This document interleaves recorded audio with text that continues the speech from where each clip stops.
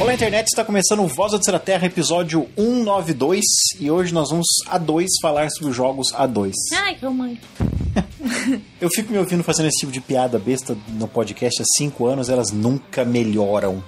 Mas é assim que acontece. É porque você é meio bobo mesmo. É porque eu sou eu, é isso? Não tem... Então, quer dizer, não tem, não é escapatória. Não tem personagem aqui nesse podcast, sou eu. Escapatória.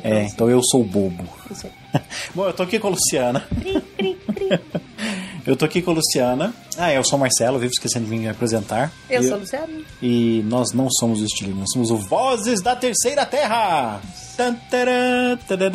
Hoje vamos falar sobre jogos A2, Luciana. Semana passada a gente falou sobre jogos difíceis. Então, ao invés de falar... Semana passada nós falamos sobre jogos de que dão medo. Jogos que dão medo. Jogos difíceis acho que é semana que vem. Jogos difíceis eu tô querendo colocar mais gente. Vê se essa Samantha para de ficar enjoada. Porque... Tadinha, deixa ela, vai. Porque tô grávida. Tô enjoadinha. Com 7 meses de gravidez. Porque tô vomitando. Eu já gravei podcast vomitando também. Ela já passou dessa fase. Vômito de bebê tem fase, assim? No começo. Normalmente é só no começo. Aí melhora? Pensei que piorasse. Não. Quer dizer, não sei. O corpo ainda tá tentando lidar com aquele parasita, né? Sugando todas as suas energias. As energias, depois fica pior. E ainda te controlando mentalmente, né? Você é assim, como eu gosto dele. Bom, vamos falar sobre jogos A2. Uma das coisas mais legais de jogos de tabuleiro, uma das coisas que me fazia jogar jogos de tabuleiro desde criança, imagino que você também, é o fato de você, tipo assim, o simples prazer de se sentar em volta de uma mesa com alguns amigos e jogar um jogo por algumas horas. Nós jogávamos, acho que a sua experiência é pouco diferente da minha. Nós jogávamos Scotland Yard, quer dizer, eu mesmo joguei Scotland Yard muito pouco, eu jogava mais detetive. Acho que você jogava mais Scotland Yard quando você era criança, né? E adolescente. Não, Scotland Yard era um primo. Era o Alex que tinha? Não era o Alex que tinha. Depois ele comprou, mas no começo não era ele. A primeira vez que eu joguei, acho que era do Júnior. E aí depois a gente comprou esse jogo. Não, o Ale não tem. Júnior, que é um primo seu que você esbarrou com ele aqui em Não Ribeirão é esse Preto. Júnior, é outro Júnior? Tá. Okay, é outro Júnior. E... ele tinha esse... Foi a primeira vez que a gente jogou. Aí a gente comprou esse Scotland Yard, se eu não me engano, é da Andrea. Este aqui que você sequestrou? Que eu sequestrei. Ninguém joga mais, eu trouxe embora. Ele é um jogo meio assim, ele tem um limite de jogo, né? Porque ele tem casos e você vai resolvendo os casos. Aí a partir do momento que você resolveu, aquele caso se perdeu para sempre. Até se passaram agora, alguns por anos, exemplo, porque ele não lembra mais nada. Aqui tá marcado de 2-8, que é interessante. Os jogos de tabuleiro que nós jogávamos em casa, nós éramos em 3 irmãos e o tio caçula, depois que não participava muito, o Gustavo é 7 anos mais novo que eu. Quando você tem 14 anos, isso é uma diferença enorme. E nós jogávamos de vez em quando o Interpol, nós não tínhamos, era geralmente algum amigo que tinha, mas nós tínhamos o War, Jogo da Vida. Interpol do Mr. X. Interpol do Mr. X, isso. Que mais nós tínhamos? Aquele xadrez chinês, aqueles jogos Ludo. Mas não dá pra jogar de 2, Interpol. Interpol? É. Interpol dá pra jogar de 2. Vai. Não vamos chegar lá, pera um pouquinho. Ainda não chegamos lá. Esses jogos, eles exigiam pelo menos 3 jogadores. War, pelo menos 3 jogadores. Esses jogos, eles exigem uma quantidade de gente boa. Aqui decide de 2-8 jogadores, quer dizer. Nunca joguei Scotland Yard com 8 pessoas. Eu joguei com 6 pessoas. A gente ia pra Belo Horizonte, pra casa dos primos. Aí juntava 3 primos com nós 3 e jogávamos esses jogos, assim. War de 6 pessoas. Aquela porcaria daquele Banco Imobiliário que eu odeio com todas as minhas forças. Banco Imobiliário eu joguei 2 vezes na minha vida e assim... que jogo também chato. Detesto. Mas esses jogos, a ideia dos jogos era jogar de várias pessoas. Depois que nós descobrimos Designer Games, nós descobrimos em 2011, né? Designer Games é o jogo que tem o nome do criador na caixa, né? Foi 2011 que a gente descobriu. Nós começamos a descobrir, mesmo a maior parte desses jogos, né? Settlers of Catan, mínimo de 3 jogadores. Não tem como jogar. Você tem que comprar um outro jogo que é The Struggle for Catan. Né? E Catan é bom pra caramba. Não, The Rivals of Catan, que é de 2 pessoas. É diferente, porque é de carta, né? Não é... ele não tenta... cartinhas quadradas lá. Ele nem tenta emular o Settlers of Catan como o Struggle for Catan, o Catan de cartas. Não. O Rivals for Catan é um jogo diferente, né? Mas a maior parte desses jogos, eles exigem várias pessoas. Eu fiz eu não lembro qual Voz da Terceira Terra agora, posso checar. Eu fiz o Voz da Terceira Terra sobre o Shadowhunters, que apesar de dar pra jogar com 4 pessoas, ele fica divertido a partir de 5 pessoas. Né? Tem que ter bastante gente. Foi no episódio 168 de dezembro do ano passado que eu falei sobre o Shadowhunters. Um vídeo.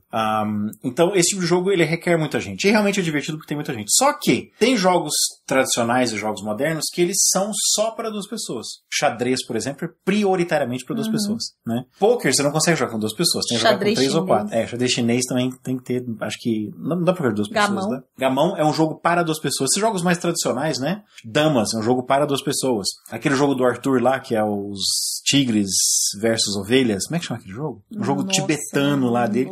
É para 2 pessoas. É uma mecânica que eu acho legal pra caramba. A mecânica é diferente entre jogadores, né? Quem interpreta, entre aspas, os tigres, acho que são 2 ou 3 tigres, né? Contra um monte de ovelhas. São regras diferentes. Mas são jogos para 2 pessoas. Nós temos uma certa experiência com alguns jogos de cartas, como Crapô, como... Qual é aquele outro que a gente jogou? Que é de carta. Jogo que se usa baralho tradicional. Crapô é paciência para 2. Não, quer dizer, não é paciência... Tem uma paciência para 2 pessoas. Tem uma variação de paciência para 2 pessoas. O Crapô... Nossa, eu não lembro o nome. É aquele jogo, que não. tem o grid no meio. Né? É para 2 pessoas. É.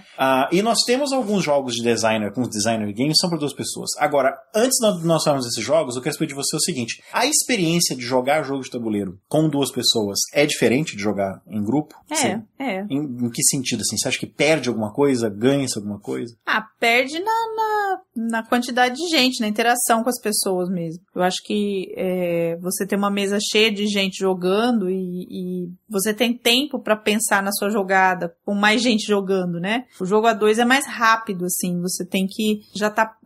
Você tá jogando e eu tô pensando no que eu vou fazer, né? Porque a sua jogada é logo depois. É logo depois, E não tem mais ninguém, assim. Por outro lado, eu só tenho que me preocupar com você. Eu não me preocupo com mais nenhum outro jogador, né? Nenhuma outra estratégia. Uhum. Mas depende muito do jogo. Eu acho que tem jogo que é divertido de 2 e tem jogo que de 2 é meio um saco, assim. Meio rápido demais, meio, né? Uhum. Eu tenho alguma experiência com jogos de RPG a 2. Eles não são muito interessantes. Já consegui jogar por meses a fio só um DM ou eu como DM. Falta alguma coisa. O RPG precisa de mais gente. Mas jogos de tabuleiro nem sempre, né? Porque você tem alguns jogos que eles são feitos para 2 pessoas, ou que tem variações de regras para 2 pessoas. Eu acho que a grande vantagem do jogo para 2 pessoas é que é muito mais fácil você encontrar alguém para jogar. Você tem que arranjar uma pessoa só. Não, então, a gente aqui, por exemplo, de vez em quando surta e senta para jogar, né? Então... Foi um dos motivos de eu começar a adquirir jogos que ou eram para 2 pessoas ou que funcionavam bem com 2 pessoas, porque, querendo ou não, a gente vem outros casais aqui para jogar em casa 1 vez por mês, 2 vezes por mês com um pouco de sorte, né? Quando os casais não resolvem ter filho, a gente consegue, né? Engravidar. 2 vezes por mês, às vezes 3 vezes por mês. Agora que a Solange tá trabalhando à noite fica mais difícil, mas enfim, a gente sempre consegue. Só que nós 2 estamos aqui toda noite, então noite sim, noite não, né? Ou pelo menos antes a gente comprar o videogame, como a gente falou no outro episódio. A caixa X acabou com a gente. Mas a gente joga com certa frequência. Hoje à noite nós jogamos, por exemplo, antes da janta. Né? E é bem mais fácil. Então, se você tem um colega de quarto, né? Tá na faculdade e mora com alguém. Se você tem um irmão, se você sempre vê um primo, se você mora com a sua mulher ou com o seu marido. Ou com os 2. A mulher e o marido. A mulher e o marido. Aí dá pra jogar de 3 pessoas. Então, se você já mora com alguém que curte jogos, ou mesmo se não curte jogos, se tem alguns jogos que você pode apresentar pra essa pessoa, é muito mais fácil, né? É muito mais rápido você encontrar alguém pra jogar. Se você só precisa de mais uma pessoa. E você acaba desenvolvendo certas dinâmicas, né? Você acaba meio que pegando ao jeito daquela pessoa. De tabuleiro também, né? Porque às vezes é muito chato você ficar esperando o aniversário do primo, da avó, da sogra pra poder juntar uma galera pra jogar, né? Então acho que essa é a grande vantagem do jogo a 2. Se você tem pelo menos um amigo que vai sempre na sua casa, sabe? Parceiro de banda, né? Que vocês estão sempre ensaiando junto. O seu colega de quarto, você mora na República só em 2 pessoas. Na verdade, você tem uma banda, mas você sempre chega cedo e na casa do cara e tem sempre aquele cara que chega atrasado, você tem alguma coisa pra fazer enquanto espera ele. E você acaba desenvolvendo certas dinâmicas, né? Xadrez, por exemplo, teve uma época que eu sabia mais ou menos o que fazer pra jogar com cada um dos meus irmãos, por exemplo, que eles tinham estilo, você acaba pegando o jeito da pessoa. Tem essa vantagem, né? Você se acostuma. E vira meio que aquele duelo. A gente lembra que teve uma época que a gente tava fazendo uma contagem de certos jogos, tipo um score, assim, quem ganhava, meio que nem sinuca, assim, né? Colocar o giz, assim. Agora, então acho que essa é a vantagem. A desvantagem é você perde um pouco da interação, né? Com outras pessoas. E eu acho que também o fato de você começar a pegar, né, o jeito da outra pessoa também acaba sendo uma desvantagem. Eu acho que dependendo de quão jogador você é interessante você ter jogos que podem ser jogados de 2 ou mais pessoas, né? Porque... A gente tem alguns que são exclusivos para 2 pessoas, né? E eu comprei eles de propósito, né? E eles acho que funcionam muito bem. Nós temos, além desses jogos de cartas que nós jogamos, Crapô, para quem gosta de um jogo mais como é que eu vou dizer, mais abstrato, né? Mas é um jogo que você tem que pensar pra baralho caramba. de cartas, se você tiver um baralho comum em casa, é só entrar na internet que você acha a regra pra tudo quanto é lado. Aquele que é tipo paciência meld alguma coisa, lembra? Mind meld, dark meld, que é aquele que você tem que descer nas cartas 3 ou 4 e fazendo os baralhos na sua frente, assim, né? Jogo de carta tem um monte, né? Como você falou, é só procurar na internet que tem um monte de, né? Escreve no Google, Playing Cards for Two, né? Mas os jogos de tabuleiro, eu nunca tinha pensado em jogar. Eu tô vendo aqui agora que é de 2 a 8 pessoas. O do Mr. X, o Interpol, eu imagino que dê pra jogar de 2 pessoas, sim. Na verdade, eu acho que eu joguei de 2 pessoas. Alguém é o Sr. X, Mr. X, e outra pessoa controla todos os outros policiais. Ai, nossa, que coisa esquisita. É porque as regras são simples. É que nem o Letters from Whitechapel, que é um jogo da Nexus, que é a mesma empresa, acho que ela é italiana, que fez o Conan, Hyborian Adventures. Hyborian Adventures, chama? Não. Strategic Board Game. Hyborian, não. Age of Conan. Nossa, chama Age of Conan. Mas o Age of Conan não é pra 2. Não é pra 2, mas ele é da mesma empresa. Não, ele dá pra jogar de 2 pessoas, sim. Mas é da mesma empresa. A Fantasy Flight Games comprou alguns jogos dessa da Nexus, que eu acho que ela fechou as portas. E o Letters from Whitechapel acabou de ser relançado, assim. Eu falei em alguns dos VTT News do ano passado, assim. Agora eu acho que eu não vou conseguir achar aqui, porque eu não usei a ilustração dele na capa. Então eu não consigo ver qual foi. Mas eu já falei sobre o Letters from Whitechapel, quando ele tava pra ser relançado, ele já saiu. E é basicamente a mesma coisa. Imagina esses jogos de movimento escondido, mas assim, puro. O jogo de movimento escondido puro. Alguém é o Jack Stripador, que tem regras próprias, ele se movimenta de maneira escondida, apesar de ter umas dicas, né, em certos momentos, assim, quando ele mata uma pessoa, por exemplo, você sabe que ele estava por ali. E tem os policiais. E a cada rodada, não importa quantos policiais são, tem um que é o que vai decidir tomar a decisão. Não, vamos aqui, não, você faz isso, você tenta prender aqui. Não importa quantas pessoas são. A cada round tem alguém que faz esse papel. Se for uma pessoa só, dá pra você jogar com todos os policiais. É diferente de um outro de movimento escondido, chama-se Fury of Dracula, que são até 4 Hunters, ou 3 Hunters, contra o Drácula. Também se movimenta de maneira escondida. A diferença é que o Drácula tem superpoderes, então você não consegue enfrentar ele sozinho no one-on-one, especialmente de noite. De noite esquece, você não consegue enfrentar. Só que cada um dos Hunters tem poderes e habilidades especiais. Tem suas cartas próprias e tal. Então não dá, você se perderia tentando jogar todos eles. Mas um jogo como o Scotland Yard eu vejo tranquilamente. Faz tempo que a gente não joga isso. Tá até com cheiro de mofo de tanto tempo. Ele é bem pra caramba. Outros jogos que nós temos, antes de falarmos dos jogos feitos exclusivamente para 2 pessoas, acho que a maior parte das pessoas tem acesso a jogos para mais pessoas também rolam com 2 pessoas. Um dos jogos que nós dois mais jogamos de 2 pessoas é um jogo que eu tô citando, né? Nós citamos em todo episódio, que é o Arkham Horror. O Arkham Horror dá muito fácil pra jogar de 2 pessoas. Ele tem regra, né, pra 2 pessoas. Ele é feito pra jogar até sozinho. Não, ele não muda a regra. Mas a gente sempre pega 2 investigadores, né? Nós começamos cada um com um investigador. No instante que nós nos sentimos mais confortáveis, depois de a gente ter jogado uma meia dúzia de vezes, nós decidimos tentar com 2 investigadores. Às vezes é um pouco confuso, porque você tem que lembrar, não, pera um pouquinho, esse aqui é o cara que faz magia, esse aqui é o que dá tiro. Mas é um jogo que a gente não joga com pressa mesmo, porque a noite inteira jogando, né? Larga na mesa e vai dormir. Esses jogos da série Arkham Files, acho que chama, né? Que é o Arkham Horror, o Elder Sign, o Means of Madness, e agora tá pra sair, se é que já não saiu, o Eldritch Horror, né? Ele é equilibrado pra caramba, ele é feito de modo que não precisa fazer alteração na mecânica nem nada. Você pode jogar sozinho. E eu joguei tem só os limites, não é? Alguns limites que mudam e tal, mas... Quanto mais jogadores, mais monstro na mesa. Mais monstro e tal. Quanto mais jogadores... Ele se equilibra, né? Quanto mais jogadores, menor é a quantidade de monstros que o tabuleiro sustenta, que é aquele negócio dos outskirts. Quanto mais jogadores, mais monstro, mais demora para os monstros ir para os outskirts. Então tudo acontece bem cadenciado mesmo. O Elder Sign é a mesma coisa. O Elder Sign, acho que nós jogamos cada um com... O Elder Sign acho que não chega a precisar... Nós vemos uma certa vantagem em jogar cada um com 2 personagens no Arkham Horror, né? Acho que é mais prático. Mas o Elder Sign não faz diferença, não. É um jogo fácil. É um jogo fácil o suficiente. Nós não precisamos desse tipo de coisa. Agora, o Wrath of Ashardalon também dá pra jogar de 2. E dá pra jogar sozinho. Você já jogou sozinho, né? Eu joguei sozinho. E é o jogo que se auto-equilibra. É a mesma coisa. Quanto mais jogadores... Quanto mais jogadores, mais monstros.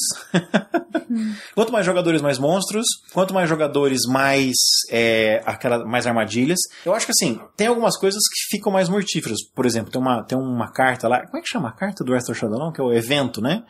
Tem um evento que é o Shooting in the Dark, ou Sniper in the Dark, uma coisa assim, que você toma 1 de dano se você tá sozinho num tile. De uma pessoa, você toma 1 de dano todo round. Todo round, né? Então eu recomendaria tirar aquela carta.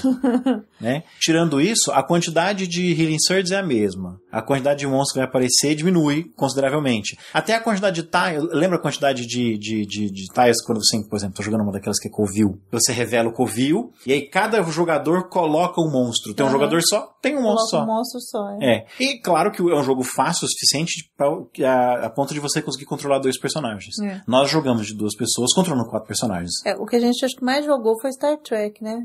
O Deck Building Game? Eu acho que, voltando a falar de jogos de cartas, os Deck Building Games, eles são muito bons pra isso. O Star Trek também, porque é um jogo, é daquele tipo de jogo que nós estamos jogando um contra o outro, mas na verdade nós não estamos muito se atacando ou atrapalhando a mão do outro. Aqueles jogos meio indiretos, assim, né? Porque o jogo é assim, eu tô jogando meu jogo aqui, vendo se eu consigo vencer, né, fazer 400 pontos antes de você. Tem aqueles baralhos aquelas cartas de war, né? Então eu atiro você, eu atiro em mim, acabou, continuamos a jogar, né? Você interfere mais no lance de que, apareceu o Picard, eu não tenho dinheiro, não tenho, né, como é que fala, XP pra comprar ele, então eu descarto ele logo pra você não pegar, né? Não, tem algumas cartas, né? Tem uns romulanos que forçam você a descartar certas cartas. Tem alguma interação. Coisas, mas ele é um jogo, não é tão de um atacar o outro. Realmente, eu acho que não é um jogo que fica mais interessante por ter mais gente. Eu chego a dizer que ele fica mais difícil, porque ao invés de eu ter que prestar atenção só em uma pessoa, eu tenho que prestar atenção em outras 3. Né? Aquele outro ali do Fleet Captains. Ele foi feito para 2 pessoas, né? Você só comprou por causa das miniaturas de nave? Nós temos a expansão, que é o... Eu acho que ele fica até mais difícil. Na verdade, assim, ele fica diferente porque quando você joga de 2, você tem... você consegue fazer a grande maioria das missões sem necessariamente ter que interagir com o outro jogador. Quando você tem, por exemplo, 4 jogadores, você não tem jeito. Porque não cabe no tabuleiro aquele monte de nave sem que uma trombe na outra. Então você acaba tendo que interagir mais com... Então o jogo tem uma dinâmica diferente de jogar de 2 e jogar de mais pessoas. O Star Trek, eu sempre falei errado, Star Trek Fleet Captains.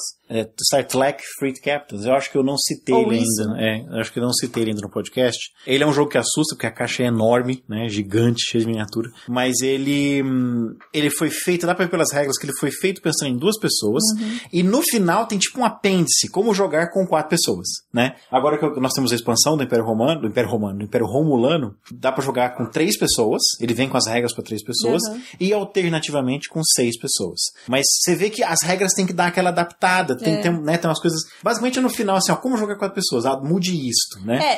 Mas a interação é maior. Eu discordo de você um pouco. O jogo ele tem 2 fases distintas. A primeira fase que é de exploração. Porque assim, tem um mapa, né, de hexágonos que é montado aleatoriamente, né, entre eu e você. Ou universo. É um setor da galáxia. Um setor da galáxia. E nós vamos andando e vamos revelando os tiles, vai acontecendo aqueles encontros, né, aqueles são eventos, né, que podem ser bons, podem ser ruins, podem ser muito ruins. E nós temos, nesse momento não tem muita interação. Você tá lá vindo do seu lado, eu tô vindo do meu lado, a gente não interage muito pouco. Depois que 70%, 80% do tabuleiro foi revelado, fica mais fácil navegar, né, que você não tem que ficar rolando dados se acontecer alguma coisa, aí o jogo vira outro jogo, na minha opinião. Aí começa a ser finalmente eu contra você. Então, mas se você pega um monte de missão, por exemplo, de exploração e consegue fazer os pontos, porque tem que fazer 10 pontos, né? São 10? O padrão são 10, mas você pode subir até 16, mas enfim. Não, então, você consegue fazer tudo com missão de exploração, por exemplo, você pode fugir do outro cara o tempo inteiro e não interagir com ele. A gente já fez jogo assim.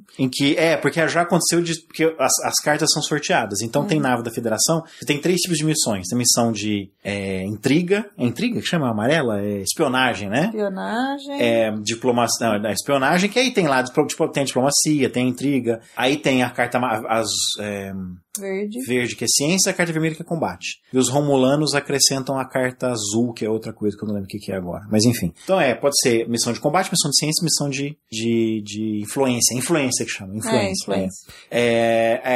E aí dependendo você sorteia as naves com que você vai sair, cada nave ela é boa numa coisa. Então você pega mais cartas. Naturalmente a carta te diz assim, ó, não, aí você vai pegar 7 de diplomacia, 2 7 de ciências, 2 de influência e 1 de combate. Obviamente você vai tirar mais missões de ciências e vai meio que jogar sozinho. Os Klingons, acho que tem 2 naves que se pega uma carta de ciências. Então os Klingons são bem mais agressivos.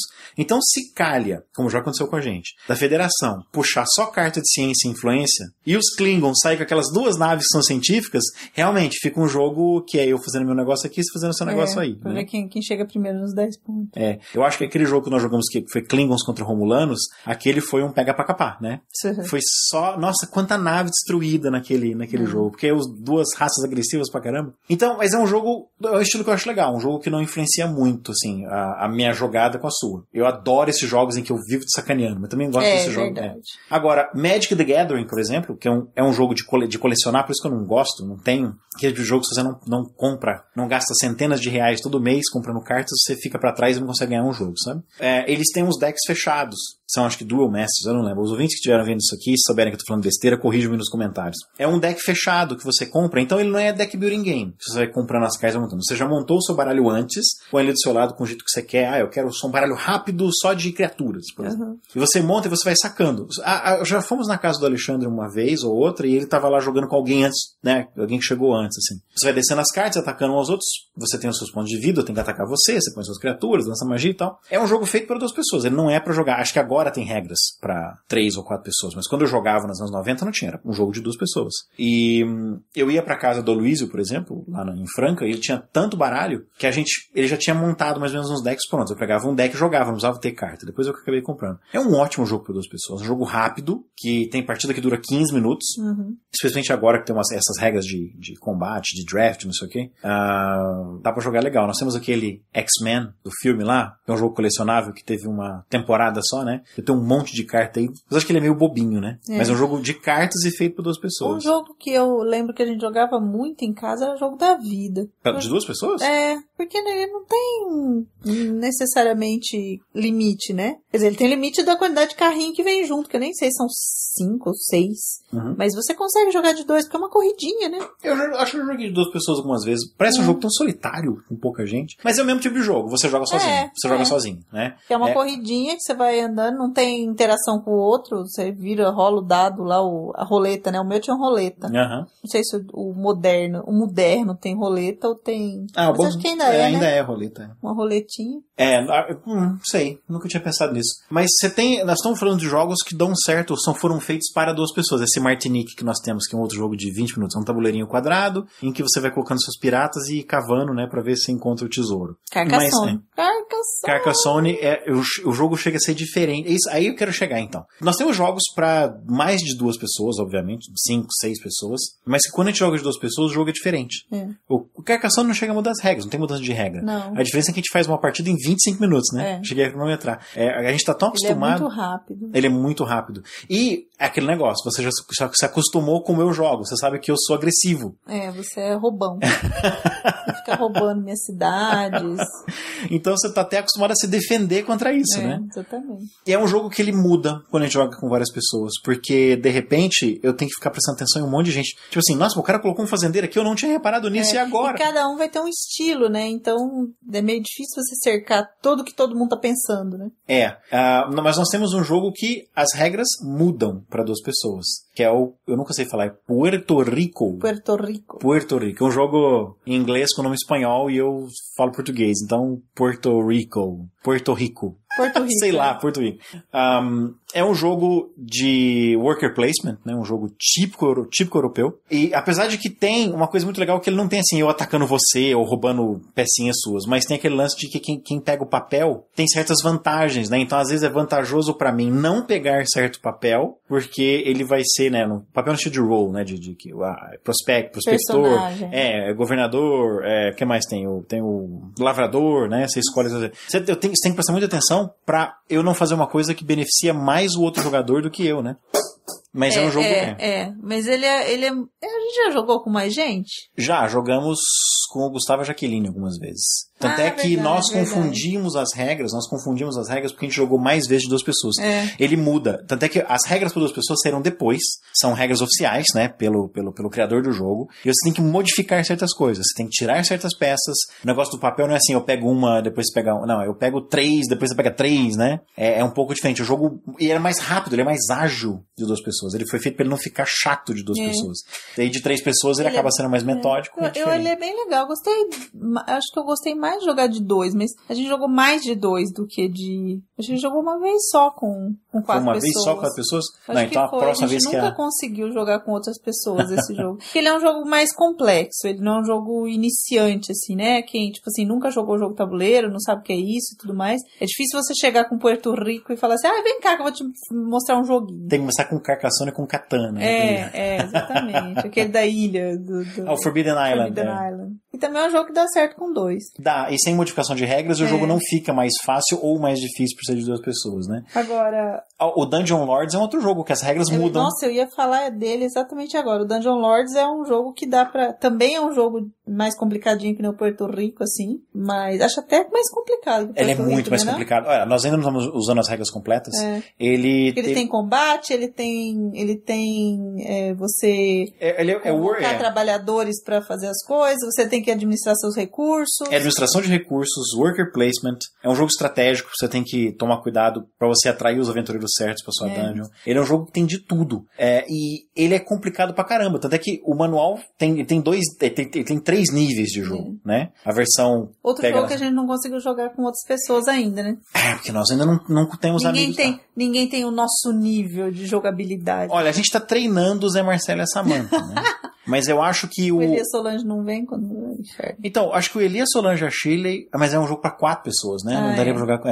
Mas eu acho que eles conseguem. Eu acho que eles conseguem. Especialmente o Eli, que você explicou... Nossa, o Eli, você... Tá na mesma... Você passou o manual na frente dele, assim. Ele, já sei como jogar. Incrível isso. É um jogo pra 4 pessoas. E ele muda as regras quando você vai jogar com 3 pessoas. Ele tem uma coisa... Porque você ainda joga com os 4 tabuleirinhos. Mas é que tem uma pessoa que vai controlar aquele terceiro... Tipo assim, vai controlar. Tem umas cartas que ele tem que travar, né? E para 2 pessoas é a mesma coisa. Tem uma fase que você pula, tem uma regra que a contagem de pontos é diferente quando é para 2 pessoas, né? Então é um jogo que ele foi feito, pensado mesmo. Peraí, as pessoas vão querer o Vlada Tchivatl? Será que é assim que fala o nome dele? Vlada Tchivatl. Ele é... Depois tem que ver na internet. Qualquer coisa assim. Deve ter em algum lugar aqui na internet. Como é que fala o nome dele? Achei. Nossa! É isso mesmo? Vlada Tchivatl. Whatever. Vlada Tchivatl. CH tem som de CH mesmo. Tchivatl. Ou isso. Não. Tchivatl. Hã? Ok. Cara, que nome difícil. Vlada Tchivatl. Não, é só ler o que tá escrito ali. Só que você tem que lembrar que é Tchivatl. É o senhor Tchivatl. É o moço que fez o Dungeon Lords, que é um jogo muito legal. E ele fez pensando assim, as pessoas vão querer jogar de 3 pessoas, de 2 pessoas. Então ele tem regras diferentes. Isso é legal porque você adapta, né? Tipo, quantas pessoas tiver na sua casa, você consegue jogar. Não é um jogo... Que nem o Netrunner, que é um jogo só pra 2 pessoas. Não tem como jogar mais que 2, né? Não. É um jogo só de 2 pessoas. Já saíram várias expansões e é sempre pra 2 pessoas. Inclusive, ele é um jogo que ele até sugere que cada um tenha né? Uma caixa, porque eu monto meu baralho de corporação, meu baralho de runner, você monta seu baralho de runner, baralho de corporação, e nós jogamos. Primeiro eu sou runner, depois corporação, né? Contra você que é corporação, depois runner. E a gente vê os pontos, porque você ganha uma partida campeonatinho. Você ganha uma partida com 7 pontos. Se houver empate, aí tem uma terceira, tem a negra, tem a saideira. Mas geralmente se você contar, se eu ganho de você 6-1, você vai precisar ganhar de mim 7-1, você vai precisar ganhar de mim 7-0. Porque se você ganhar de mim 7-2, eu ganhei, né? Então ele tem tipo assim, regra de campeonato prevista no manual. Uma coisa que a gente precisa fazer, né? Listar nossas configurações de cartas favoritas, né? Eu tinha sugerido que a gente fizesse uma planilha no Numbers pra isso, né? É muita coisa. Só fazer isso. É demais pra mim. Apesar de que você consegue hoje na internet listas, a Fantasy Flight Games está organizando o campeonato nacional nos Estados Unidos com esse jogo, né? E você pode pegar os decks dos campeões, a lista, sabe assim, dos decks. Então você pode, claro que você tem que ter as expansões que os caras estão usando, né? Mas lá tá marcado que expansão que é que ele tá usando. Usar o... Pega o deck do campeão, isso é uma coisa que campeão. Isso é uma coisa que Magic the Gathering já faz há muitos anos. Mas é legal você montar o seu e quebrar a cara. Assim, eu já montei deck assim que ficou perfeito. Lembra um que você não conseguia fazer nada porque eu tirava todo o seu dinheiro? É que você fez o anti-eu, né? Porque eu sabia qual que você ia jogar, então eu fiz Agora, eu também já fiz uns que foram desastrosos, né? Não saía nada na minha mão. Não quis fazer um baralho muito grande, acabei... No começo eu não gostava muito desse jogo, porque eu demorei pra entender a dinâmica dele, né? Sim, você ficava frustrado. Mas a partir do instante que você entendeu o jogo, você passou a achar mais divertido que eu acho. Você fica empolgada quando você tem que jogar o jogo. E é um jogo que dá um nervoso, né? Mas já falamos desse jogo pra caramba. Agora, tem jogos que eles são perfeitamente jogáveis de duas pessoas, mas o jogo parece que falta alguma coisa. O Age of Conan, por exemplo, ele é sempre mais divertido com 4 pessoas. De 3 pessoas ele é ok, especialmente porque você tem... São as 4 regiões, né? Cada um começa norte, sul, leste, oeste. Não, norte, sul, leste e centro, né? Do mapa. Que a Aquilônia é o centro. E o jogo ele diz, se você estiver jogando de 2 pessoas, nós recomendamos este contra este, ou este contra este. Mas se você quiser jogar com qualquer coisa, o que você tem que fazer? Você quer Estígia contra Hiperbórea. A Aquilônia vale, né? Você tira o Turan, você não pode entrar lá, é proibido. A área radioativa, assim, que nem... não, ele é Oblivion, né? Que não pode entrar. Oblivion. Mas a região da Aquilônia vale, porque é a parte central do tabuleiro. Se você estiver jogando Aquilônia contra Turan, Aquilônia contra Estígia, Aquilônia contra Hiperbórea, não tem problema. A Aquilônia contra Turan não tem Estígia nem Hiperbórea, mas a sensação que dá é que falta alguma coisa. Você olha para aquele mapa e fala... O jogo prevê isso porque a cartinha de estratégia tem. Se estiver jogando com 2 ou 3 pessoas, né? Agora, o Rune Wars a gente jogou de 2, né? Rune Wars... Sim. Não, na verdade, nós até hoje, só jogamos de 2 pessoas. Então eu não sei dizer, eu não sei como é que ele é. Eu sei que o mapa fica maior, né? É um jogo que ele se adapta também. Só com 2 pessoas, você vai ter um mapa menor, porque cada um pega 3 peças e monta 2 peças, acho, né? Eu acho assim... Com 4 pessoas vai ter um monte de peça. Né?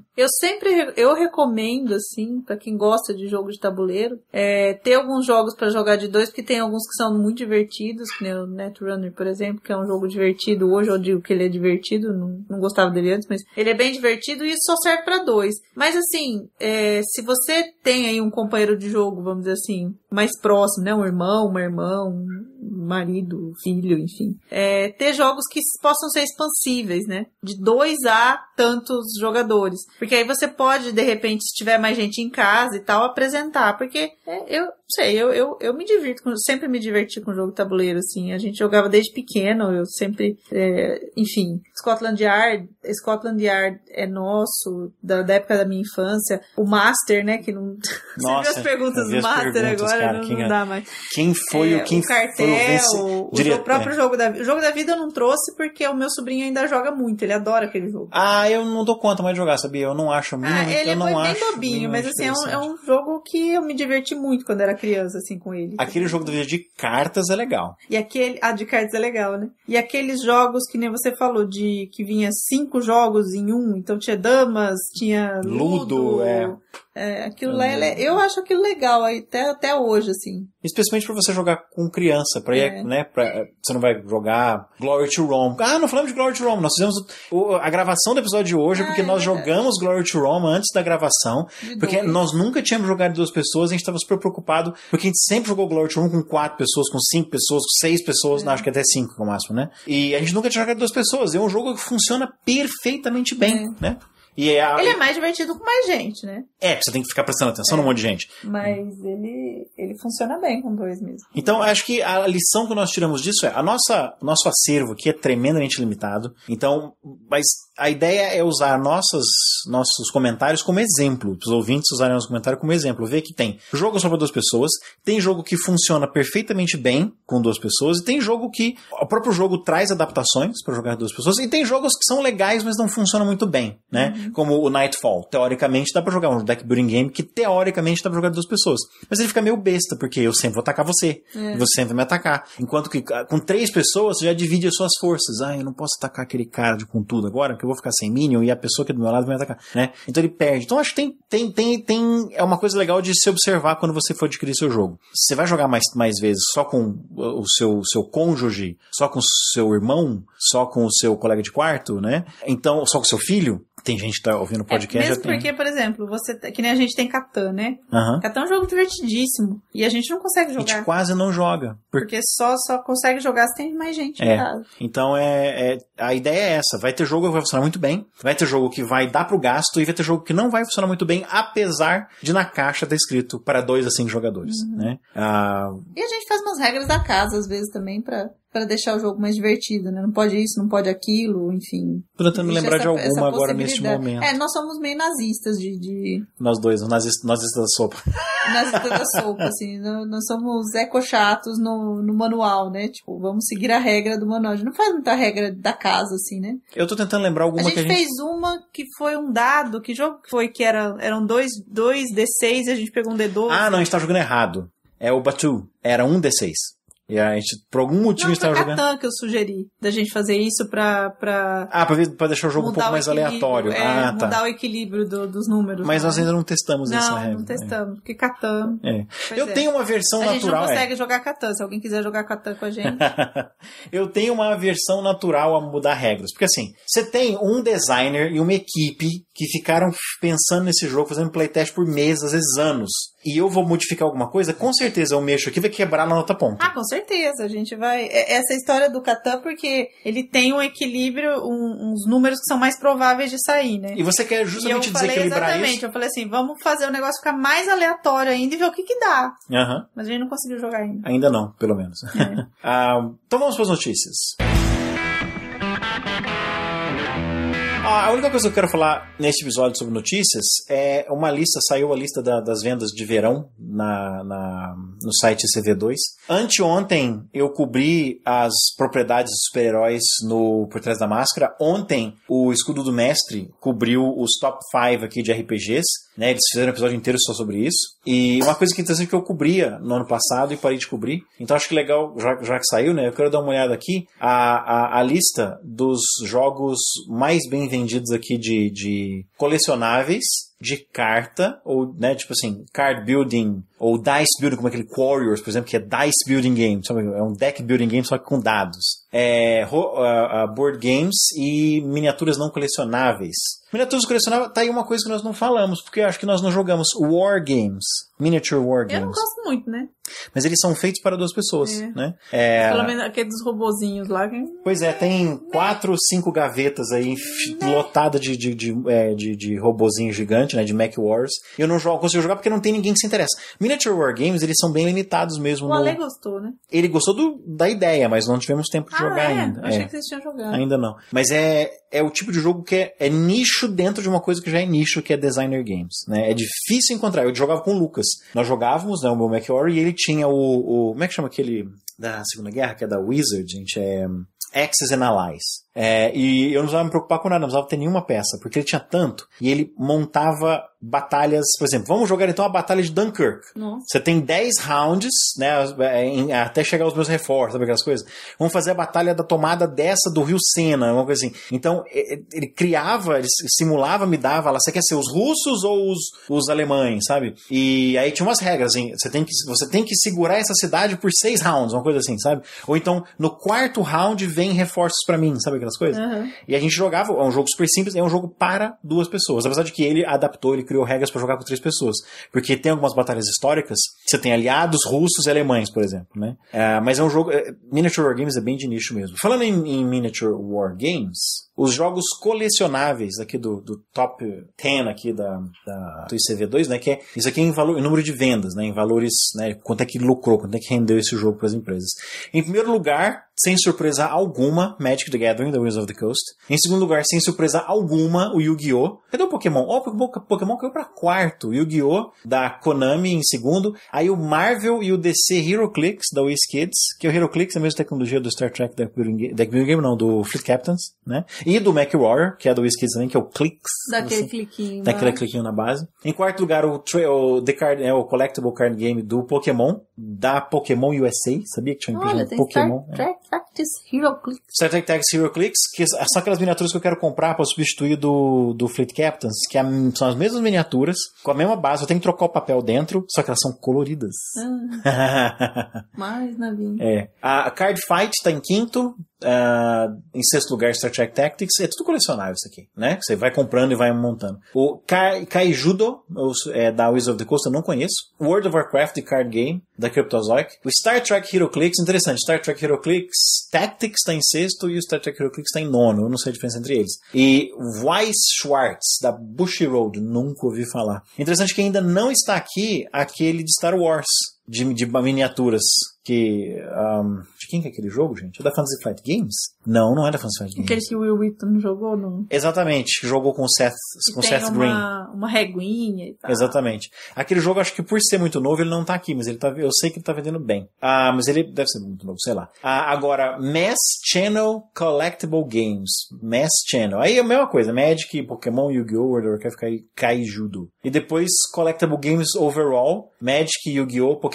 Tá, porque eles pegam esses 10 aqui e separam em Mass Channel e colecionáveis de maneira geral. A lista fica igual. A mesma lista. De Card Dice Games, também sem surpresa, Munchkin. Esse Steve Jackson Games, ela sobrevive por causa do Munchkin. Acho que o GURPS não é nem publicado mais em papel, é só digital, que é o RPG deles. E tem aquele Ogre, que tem 2 anos, tá pra sair e não sai ainda. Que é um jogo, a caixa, não tô brincando, desse tamanho, você tá vendo? É um container. Tá vendo, ouvintes? É desse tamanho. É um container, não é uma caixa. Não, mostrou um dos funcionários deles lá, o Brian Engard, que é daquele blog que eu escrevo de vez em quando em inglês, o 2D6 Cents, ele foi trabalhar lá em Austin, Texas, pra Steve Jackson Games. E ele tem uma foto dele segurando a caixa protótipo do Ogre. Sabe caixa de ferrorama, assim, sabe?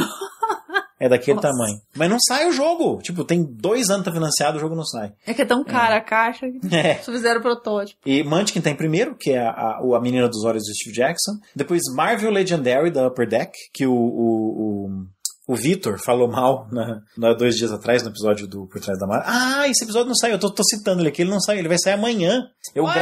Eu gravei há 2 dias. Spoiler! Então amanhã vai ter a lista das propriedades dos super-heróis mais vendidas. Você consegue chutar? Propriedade dos super-herói mais rentáveis, Luciana.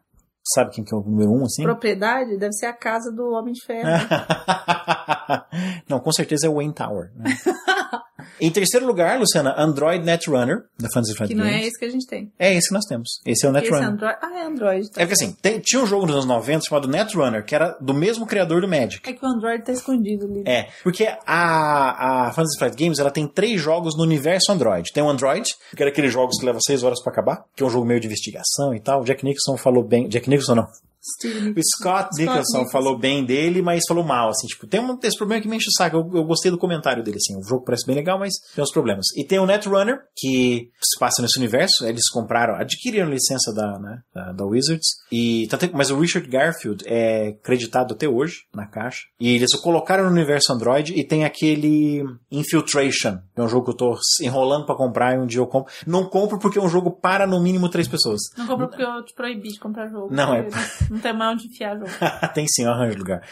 Mas eu não adquiri esse jogo ainda, porque ele tem como é da Fantasy Flight Games, ele tem no Book Depository e vem pro Brasil sem frete. Então ele é barato, custa $40. O problema dele é que é para 3 a 6 pessoas. Então eu não comprei por causa disso. Quando é que a gente vai jogar, né? Apesar de que eu jogaria uma vez por mês, mas eu acho que nós temos jogos o suficientes pra jogar uma vez por mês.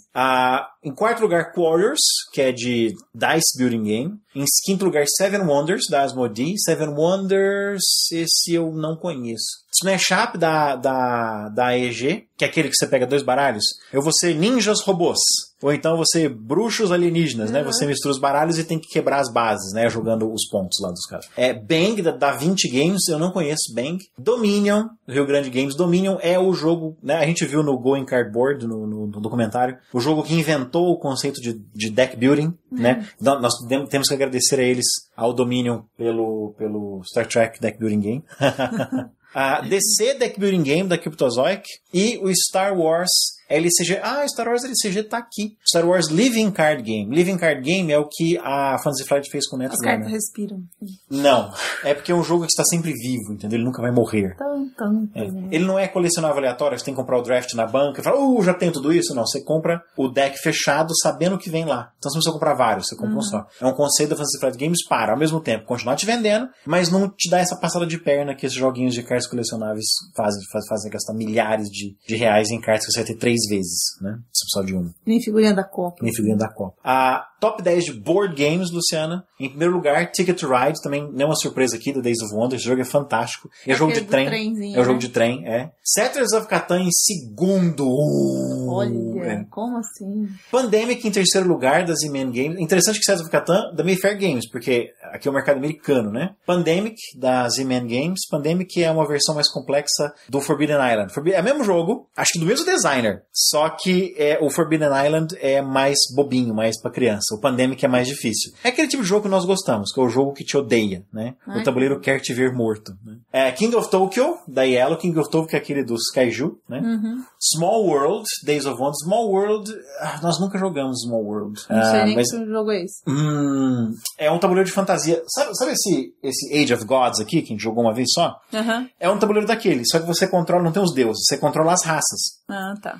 O que eu acho legal dele é que o jogo é meio aleatório assim. Você tem uma pecinha redonda, que é a raça, tipo, gigantes. E uma pecinha comprida que você encaixa. Então você faz gigantes do fogo, por exemplo. Sabe? Legal. Orcs necromantes. Você junta e você tem habilidades diferentes. E a ideia do jogo é que é o seguinte, a sua raça, ela entra em ascensão e depois declínio. E aí você pega outra raça. Tem todo esse ciclo no jogo. Parece interessante. Carcassonne, em sexto lugar. Em sétimo, Mage Knight. Teve um retorno agora pelas mãos do Vlada Chivatel. Você entendeu de quem é? O cara. Né? Mage Knight eu acho interessante porque é o jogo que eu jogava. O Tony lá de Franca, eu nunca precisei comprar uma... Ninguém nunca precisou comprar uma peça. O Tony tinha todas as... ele fechou a coleção. Aqueles dragões, assim, de 2 palmos, não cabia numa caixa de sapato, assim, de tão grande. E foi o jogo que originou a tecnologia HeroClix. E foi o jogo que quebrou o Skids, né? Que hoje é o Skids da NECA. A tecnologia HeroClix foi usada para vários outros jogos, mas o Mage Knight, por exemplo, se fosse quando fala Mage Knight, eles sabem desse jogo novo, que é uma caixa fechada, não é colecionável. Ninguém lembra daquele jogo, eu achava que fazia um sucesso, mas por quê? Fazia sucesso entre minha turma. Ninguém fora daquela turma sabia do que a gente estava falando, né? A gente jogava na mesa de sinuca lá do Tony, na garagem dele. Daquele de medir com fitinho, sabe? Sim, que nem o McWarren. É chato.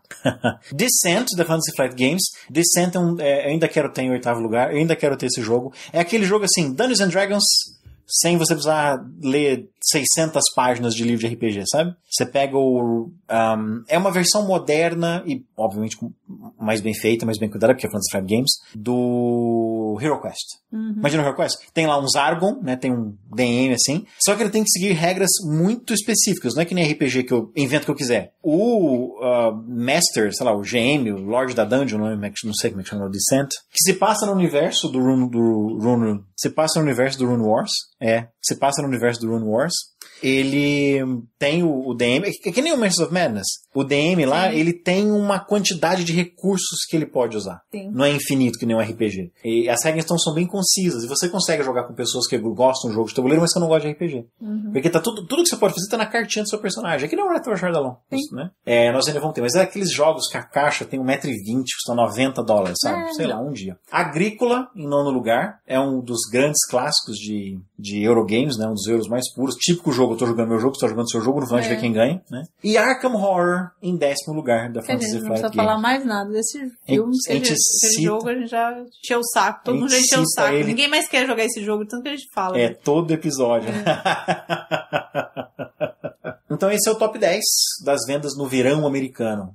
Você vê, ano após ano, são mais ou menos os mesmos jogos. Eu achei legal ter aparecido o King of Tokyo, ter aparecido o Mage Knight aqui, mas você tem os clássicos que nunca vão sair daqui, Agrícola, Descent, eles sobem ou descem na lista, sabe? Por falar nisso, eu esqueci de comentar com você, Luciana. Carcassonne, ele recebe uma expansão todo ano, né? Sem parar, desde que o jogo saiu em 2000. Este ano, acho que chama-se Winter in Carcassonne, Carcassonne Winter, uma coisa assim. Que foi anunciado, vai sair agora em dezembro, não sei sobre o que é. Neve mal resolvido. De frio. Você vai ter o Meeple. Não tem trigo porque tá em... Você vai ter o Meeple, que é o... no Canadá eles fazem gelo pra isso. Você vai ter o Meeple, que é o boneco... Não, você tá confundindo com o Catan. Esse é o Carcassonne. Carcassonne. Vai ter um Meeple que é um boneco de neve, assim, Mr. Snowflakes, assim, os colocamos. Dá tempo de ler um e-mail, Luciano? Então vamos ler o e-mail. Eu deixo. Tá bom. Já que a Luciana autorizou, nós vamos ler um e-mail de ouvinte. Deixa eu ler um comentário de ouvinte também. Já que eu estou lendo e-mails de ouvintes, eu vou ler comentários de ouvintes também. Um comentário eu não deixei, não. Não, faz parte do pacote. Quando você fala e-mail, se a gente tivesse recebido uma carta, por exemplo, eu teria podido ler também, sabe? Carta do correio, assim. O ouvinte... Eu já respondi no blog de qualquer forma, né? Na Terceira Terra, mas o ouvinte Caminalar perguntou se é o... Né, no 191 Jogos Podem Dar Medo, perguntou se é o VTT de volta ou uma gravação antiga. A gente tinha gravado 2 dias antes, saiu, a gente gravou dia 30 e saiu em finados, né? Uhum. É porque eu passei setembro e agosto meio sem soltar episódio, sabe? Mas eu prometi pra ele que de agora em diante os episódios vão sair toda terça-feira. Ops, esse aqui já saiu na quarta. Já tá atrasado. Já mentiu pro moço. A Augusto Tenório perguntou se Luciana é a patroa. É isso aí. A Luciana respondeu, né? E tem o ouvinte Felipe Viveiros da Rocha pergunta quais são os jogos de piratas que o Marcelo comenta logo no início do episódio Jogos Podem Dar Medo. É o Rei dos Piratas, da Paz e Filhos, que apesar de nós termos, nós ainda não jogamos. Nós jogamos com o Arthur. O Arthur também tem. Jogamos várias vezes na casa dele. Daquelas poucas vezes que juntou 8 pessoas pra jogar um jogo, ele falou, caramba, só tem o Rei dos Piratas. Que dá pra jogar com tanta gente. Martinique, que nós falamos brevemente hoje, que é um jogo para 2 pessoas, em que você tem uma ilha e você põe umas pecinhas e aí você vai, né, andando com... São 2 jogos em um, né? Você vai andando com seus piratas e removendo as pecinhas. Se o seu pirata cai num quadrinho vazio, ele vai pro The Hook, que é o bar que fica no meio da ilha, né? Depois que todos os seus piratas estão lá, você tira as pecinhas e aí você tem as pecinhas das coordenadas do tesouro, né? Aí tem que descobrir onde que tá o tesouro. Você vai usando os piratas e colocando naquela ordem pra tentar adivinhar, não né? sei se você chegou a falar aquele dos dados. Paradise é o outro de pirata que nós temos, que é um jogo de corrida de navio, basicamente, né? Só que são dados, e você rola o dado e vê quais são as manobras que o seu dado pode fazer, você esconde e tal. Na verdade, nós temos uma expansão de piratas do Card Goblins, um jogo que também nós falamos que não dá pra jogar 2 pessoas, ele tem que ser jogado com no mínimo 3 pessoas. É mais divertido. Tem uma expansão de piratas, acho que eu não conto porque não é um jogo de piratas. Não, né? A gente não falou dele, eu acho. A gente falou do Martinique, do Paradise. Acho que nós citamos, né? E o Rei dos Piratas, que nós ainda não falamos desses jogos, ainda não surgiu a oportunidade de falar deles. Mas também nós teremos um 4º jogo de pirata, Luciana, que é o Butim, que eu participei do financiamento coletivo. Ele é um jogo que mistura cartas com tabuleiro, com pecinhas e tal. E vai ficar pronto aí nos próximos meses e nós vamos ter mais um jogo de pirata também. Eu gravei uma entrevista com o pessoal do Butim alguns episódios atrás, né? Então esse é um 4º jogo de pirata. Mas os que eu citei no episódio passado foram esses mesmo. O e-mail, vamos ver quem vai ser o sorteado. Luciana, joga as cartas pra cima aí, vamos ver quem que... Nossa, eu era louco fazer isso, sabia? Eu ficava super encanado com aquelas cartas que ficavam no fundo, assim, tipo assim, a Xuxa só lia a carta de cima. Não, mas eles reviravam toda semana. Eles diziam. Tinha uma galera que ficava jogando pra cima. Ou aquilo tinha 3 cartas de profundidade, né? A gente achava que era uma... parecia que era uma montanha. Bom, o e-mail que a Luciana pegou aqui no ar, quando eu joguei pra cima, foi do Paulo Garcia, de um fã que te odeia. Você queria que eu lesse esse e-mail? Ele escreveu de um fã que te odeia.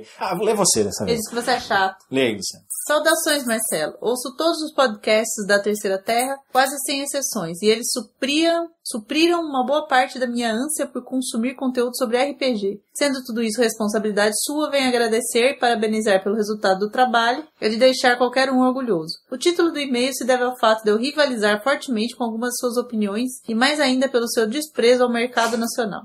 Entendo sua preferência pelo produto original estrangeiro, mas as iniciativas nacionais têm que ser valorizadas, por mais blá blá blá de fanboy que isso possa parecer. Não sou parente nem amigo de ninguém da editora nenhuma. Mudando de assunto, acho seu estilo de narrativa muito duro, mais parecido com board game do que com RPG, mas todo mundo sabe que não existe jeito certo de jogar. Apenas achei conveniente deixar minha opinião a respeito expressa por aqui, uma vez que suas ideias e estratagemas ditos nos programas são muito legais, me dando muita inspiração para histórias e situações em jogo, vai entender. Os pequenos trechos da sua história de vida, que vem soltando aos poucos, mas acho que já contou quase tudo, são também bastante inspiradores. Sair de casa, lutar pelo que quer e sentar em cima de suas convicções, tendo então um final feliz, entre aspas. Sendo assim, você é um chato. De acordo com ele, minha vida acabou, então já teve um final feliz. Sendo Mesmo assim, você é um chato. Muito legal, que eu adoro odiar. Parabéns mais uma vez por tudo. Não ouse deixar a Terceira Terra pra lá. E muito sucesso em todas as suas empreitadas. Podcastídicas, RPGísticas e pessoais. Paulo Garcia, um doido que ouve vozes. 30 anos, design gráfico, Belo Horizonte, Minas Gerais. Eu achei legal um comentário dele. Realmente. Você é um chato. Não, eu acho que a minha influência de board games em jogos de RPGs sempre existiu, né? Ficou mais forte quando a gente começou a comprar nossos próprios jogos. Mas uma coisa que eu acho legal é que ele falou, realmente, eu concordo, não existe jeito certo de jogar, mas tem jeito errado de jogar. Com certeza. O que não é o seu, né? Não sei. Eu não acho que eu seja um DM tão bom assim. Um dos motivos exclusivos, um dos motivos de eu ter começado a gravar aquelas listas, aquelas sessões de jogo, pra eu poder me ouvir depois e falar, eu devia ter feito aquilo, sabe? Mas acho que tem jeito errado. O jeito certo eu concordo. Tive recentemente uma discussão civilizada, né? Tem que deixar isso explícito. Lá no Notícias da Terceira Terra, por causa disso, sobre maneiras de se jogar o RPG. São várias maneiras diferentes de jogar que combinam. Agora, tem o jeito errado de jogar. Né? Então acho que acho que dá pra discutir isso. Eu não sei, não jogo RPG. Eu não tenho mais comentários. Muito obrigado, Paulo, pelos elogios. É bom saber que... Espero que você esteja ouvindo a voz até hoje, por mais que eu não tenha quase mais falado sobre RPG, né? Vocês trazer de volta sessões de jogo. Eu parei porque assim, eu tenho que ouvir pra lembrar o que é e fazer os comentários antes e depois, sabe? O problema é você jogar, né, na verdade. Não, sessão de jogo eu tenho umas 20 horas gravadas aí. Só que eu preciso ouvir, né? Pra poder separar certinho, fazer o episódio, fazer os comentários antes e depois. Não é só soltar. Eu tenho outras sessões de jogo que eu só solto o MP3, só solto o áudio, né? Mas essas do D&D, do Planescape, né? Que é o Well of Worlds, esse eu quero fazer com mais carinho, assim. Preciso voltar a fazer isso. Eu tenho ouvinte cobrando até hoje. Vamos para mais um e-mail antes de encerrarmos esse episódio. Rafael Kumoto, e-mail para o VTT. Caríssimo Marcelo de Ordem da Terra, bom dia. Me envergonho de revelar que por muito tempo fui um ávido ouvinte do VTT e mesmo assim jamais mandei-lhe um e-mail sequer. Falar nisso, tem um Twitter que eu gostaria de comentar depois. Bom, ele é meio voyeur, assim, só fica olhando, assim. Voltando pro Rafael aqui, me desculpe. Uma das grandes razões disso é, coincidentemente, a razão do envio deste e-mail. Quando eu vi o episódio de Halloween, ou seria o episódio da Fantasy Flight, que era de sua intenção retornar uma equipe para o Vozes, fiquei realmente feliz. Lembro-me de ouvi-los desde a época em que todos os episódios começavam com direto do Terraço da Lagoinha, e putz, saudades desses episódios. Não que eu não me interesse pelas abordagens atuais, e o intermediário entre um e outro. Eu sou quase tão apaixonado por Eurogames quanto por RPGs e acho que o podcast tem sido bem satisfatório nesse sentido. Satisfatório apenas, você viu, né? Não é bom, é só satisfatório. Meu grande impedimento para jogá-los é justamente o mesmo dos RPGs, investimento. Investimento de dinheiro, visto que esses últimos anos coincidiram justamente com os meus anos de faculdade. Eu estou me formando agora, mas ando encarando um desemprego complicado. E investimento de tempo, é como os meus irmãos falavam, você acaba a faculdade, quando você está na faculdade você é a esperança da nação. Quando você sai da faculdade você é problema social, né? Estou desempregado. A gente entende. Investimento de tempo e local, de minha parte e de um possível grupo. Nunca fui muito fã de jogos não presenciais. E como eu moro em Curitiba, onde chove muito e o frio chega repetidamente, torna-se difícil jogar em um parque ou local público. Mas é uma boa desculpa pra ficar em casa. É uma boa desculpa pra ficar em casa jogando RPG, né? Você compra uns vinhos, manda e-mail, o pessoal fala assim, venham para cá jogar Ticket to Ride. Vem pra cá, tem vinho. De fato, ouço os podcasts da Terceira Terra por todos esses anos. Venham pra cá e tragam vinho. E tragam vinho. Eu tenho o jogo aqui, tragam vinho. De fato, ouço os podcasts da Terceira Terra por todos esses anos, simplesmente por não querer me distanciar demais dos hobbies. God Mode, inclusive, visto que eu parei na geração PS2. Ele parou antes depois da gente, a gente tinha falado no Dreamcast. Como consequência, nunca julguei ter como contribuir com a discussão dos episódios. Tendo isso tudo em vista, o que posso sugerir de temática para os futuros episódios seria justamente uma abordagem mais filosófica da coisa. Sobre investimento, sobre entretenimento analógico e a era digital. O produto da ID4 sofreu bastante com a concorrência de Skyrim e companhia, fora a quantidade de críticas a respeito da gamização do sistema e do projeto gráfico. Acredito que isso seja muito sintomático. Espero, de alguma maneira, ter contribuído. Fico na torcida para que o seu trabalho passe a ser menos solitário muito em breve. Terceira Terra contribuiu muito com a divulgação e fomentação de nossos amados hobbies. E aproveito a situação para agradecer muito por esse tempo todo de informação, sem eu dar as caras ao menos uma vez. Um abraço, Togo. Rafael Togo Kumoto. Design, ilustração, música e coisas da vida. Ele tem um blog aqui que é cargocollective.com/Togo. Então é Cargo, C-A-R-G-O, Collective, com 2 L's, né? C-O-L-L-E C, T de tatu, I, V de vaca, e.com/togo, T-O-G-O. Quem tiver interessado, entra lá no blog dele. Bom, muito obrigado, Rafael, pelo e-mail. É legal saber que ouvir podcast para você também supre essa necessidade, né, de ausência do passatempo. Por muito tempo eu ouvia podcasts justamente por não estar jogando, então eu via pra caramba. Nós dois já passamos pelo que ele passou, né? Tipo, o estudante universitário quebrado. Sim. Isso melhora, tá? Não se preocupe. Você sempre fica melhor depois. Depois às vezes fica muito quebrado depois. De novo, né? Mas essa fase, você vai rir dessa fase depois, não agora. Não agora. Segue a nossa dica, cara. Chama o pessoal pra sua casa, inventa alguma coisa, compra queijo. Então, fala assim, vocês dois trazem queijo, vocês dois trazem vinho e nós vamos jogar essa noite já que tá frio, sabe? Ou, se você não tiver espaço na casa, encontra alguns dos amigos que tem espaço na casa, né? É uma ótima desculpa pra você jogar RPG ou jogo de tabuleiro. Tá frio e chovendo. É uma coisa que a gente não tem costume de fazer, mas nos Estados Unidos eles se reúnem em lojas, né? Em outros locais, assim, pra jogar, até pra atrair mais gente pro hobby, né? Eu não sei se em Curitiba tem. Em Belo Horizonte, inclusive, nós vamos ficar na Savassi, né? Não vamos ficar mais, né? A gente vai ficar mudando. Mas enfim. Mas a gente vai passear bastante na Savassi. Tem uma ou duas. Lá, a leitura, por exemplo, o segundo andar, bom, pelo menos quando eu fui lá 10 anos atrás, o segundo andar tinha mesa de jogo, sabe? Pra você jogar Magic e D&D lá. O que mais? O Márcio me falou de uma outra loja que tem também espaço pra jogar. A gente viu onde foi? Num shopping? Foi em Recife? Recife, o Passa Alfândega tem um espaço entre dois andares que eles deixam liberado para as pessoas jogarem RPGs e jogos de tabuleiro. O shopping reserva aquele espaço para eles, acho que uma vez por semana, uma coisa assim, né? E é o que você tentou fazer no Curupira também, né? Quer dizer, quando você joga é que o Curupira é um lugar aberto, pode chover na sua cabeça. Essa época do ano parava, por exemplo, tá chovendo, né? Mas, e aí você acaba atraindo mais gente, né? Conhecendo mais gente e atraindo gente pro... Eu conheci muito jogador jogando lá no Curupira de manhã, no domingo. Ele dá algumas sugestões aqui de temas. Quando ele mandou esse e-mail aqui, eu ainda não tinha decidido encerrar o Voz, né? Eu decidi encerrar bem depois do e-mail que o Rafael Kumoto mandou. Eu já tenho a lista de episódios, Luciano. Eu tenho a lista de todos os temas. Que ou nós dois, ou eu vou gravar sozinho, ou vou gravar com mais alguém. Já tem até, inclusive, os participantes aqui anotados. Todos os temas até o 200. As vítimas. A das vítimas, até o 200. E quando o Voz acabar, eu vou usar o espaço para fazer outras coisas. Vamos fazer aquele nosso projeto em vídeo. Eu vou passar a falar sobre jogos de tabuleiro com vídeo, né? Com um episódio mostrando o jogo, que nem o Dice Tower faz. Não promete não que você é meio furão. Eu já tô filmando. É justamente por isso que vai começar só ano que vem, porque eu já estou filmando. A hora que sair o primeiro, vai ser que nem o Tabletop. Já tem meia temporada gravada, sabe? Justamente para evitar isso. Então eu vou continuar falando de jogo, mas em outro formato, né? O Vozes eu vou encerrar com 200 episódios. Vão ficar lá, vão estar sempre acessíveis, sempre disponíveis. Tanto é que quando eu encerrar, porque assim, no feed você consegue ver os últimos 30 só. Eu não ponho mais, porque senão ele estoura o espaço do feed, essa quantidade de dados que cabe. Mas uma vez que o podcast se encerrar, e não terá episódios novos, eu vou aumentar esse valor para 200. Para as pessoas terem acesso aos 200 episódios. Então eles continuarão disponíveis e, cara, de vez em quando eu vou lá nas estatísticas, tem episódio de 4 anos atrás que eu ouvido ainda. É impressionante. As pessoas devem procurar na internet, né? Fazendo a busca no Google e aparece. Então esse acervo continuará disponível, não vai desaparecer. Pensando em começar a gravar em CD, sem vender. Grava num DVD, assim, em faixas de áudio. Um pendrive estilizado. Exatamente, um pendrive estilizado e CD tão século XX, né? Grava um pendrive estilizado aqueles assim de 4 GB. Que você parece um cartão de crédito. Põe assim. todos os episódios pra pessoa ouvir no carro, assim. Fazer isso, de promoção, quando o Voz se encerrar.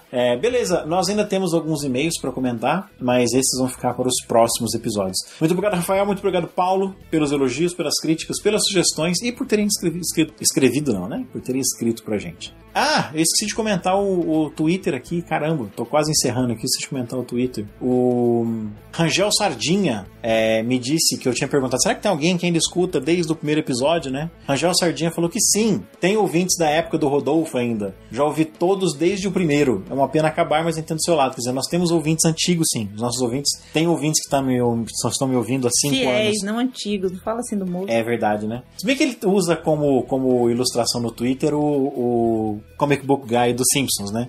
Então, Luciana, muito obrigado pela participação em mais esse episódio. Nós nos vemos semana que vem. Nós nos vemos daqui a pouquinho, na verdade. Vamos ver se eu consigo. É que esse fim de semana eu não vou conseguir gravar o que eu quero, mas olha só. Este é o tema, Luciana. Olha só. Este é o tema do próximo episódio, Luciana! Ixi, que dureza. Falou, gente. Até o próximo episódio.